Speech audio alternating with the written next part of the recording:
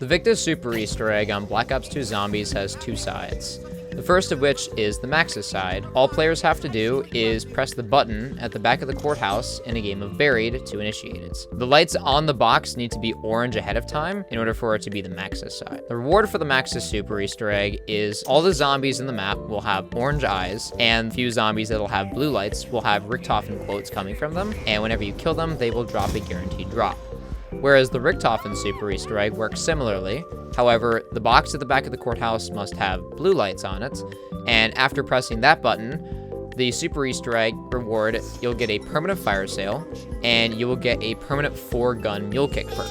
You'll also get some dialogue interaction between Richtofen and Stuhlinger, where his eyes will turn blue. If for some reason one or more players in your game has the bug where they don't get the completion on a specific map, or one of the lights is just not glowing the correct color for them, what you can do is you can have players start a brand new game with a replacement player for that person by using another controller and doing split screen and having that controller work off of a guest account.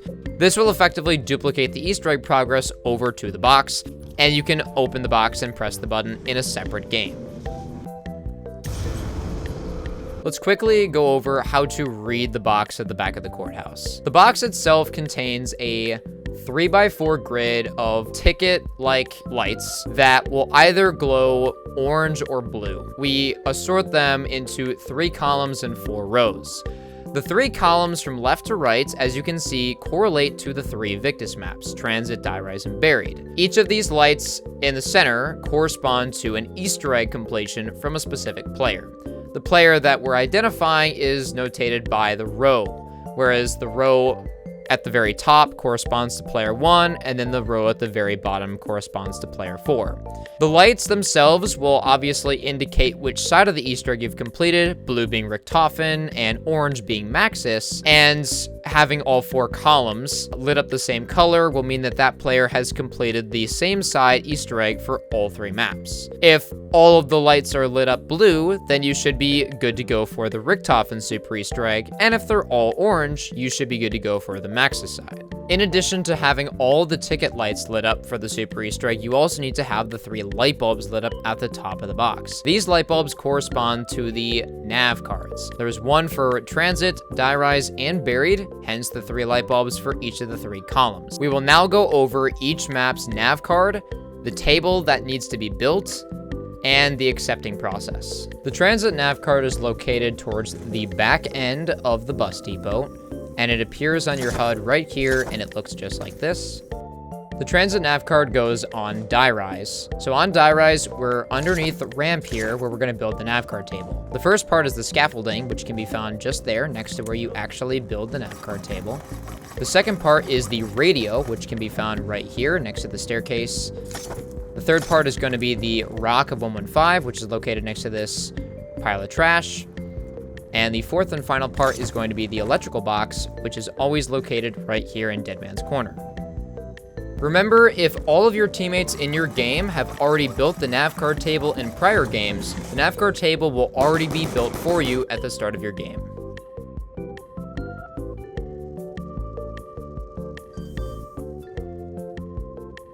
The Die Rise nav card will be located right next to the elevator, which can contain either Speed Cola or Who's Who, and it'll be in this glass case right here.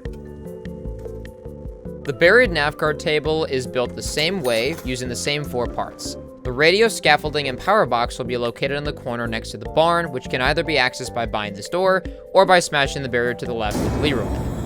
Taking the parts up to where the nav card table is requires you to have Leroy destroy this fountain, and then entering the portal by destroying this fountain here in the maze.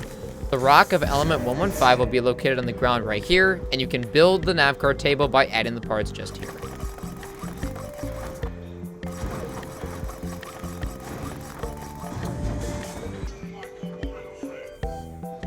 The Buried nav card is located in the back of the Witch's Mansion as you're heading back through. It'll be located on this shelf right here. On transit, the Rock of 115 is located right here at Bus Depot. The radio's first spawn location will be on this filing cabinet at Noctur and Toten. The second spawn for the radio will be on top of this shelf here in the garage at the diner. You need to jump to pick this one up. The first spawn for the scaffolding will be just to the right of this barrier, nearby the Colt M16 wall-by in the tunnel. The second spawn for the scaffolding will be just down here near the catwalks at Power.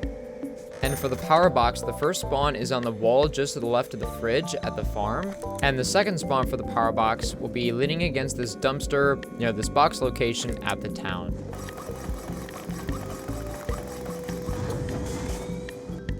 Waiting for you, howling thingies.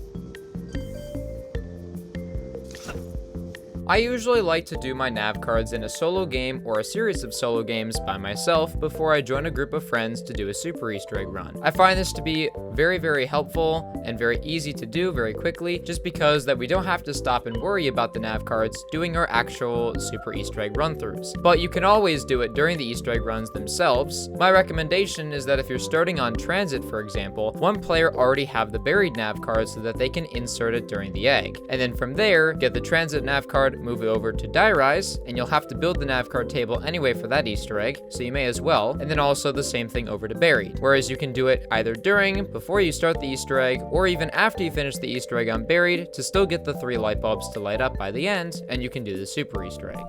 A last point I'd like to mention is that during the Maxis Buried Easter egg, if you're grabbing the lantern too fast, meaning you don't wait for Maxis's dialogue to finish before grabbing it, what this will do is it'll bug out all of Maxis's dialogue for the rest of the Easter egg as well as for the Super Easter egg. Plus, there won't be any blue zombies.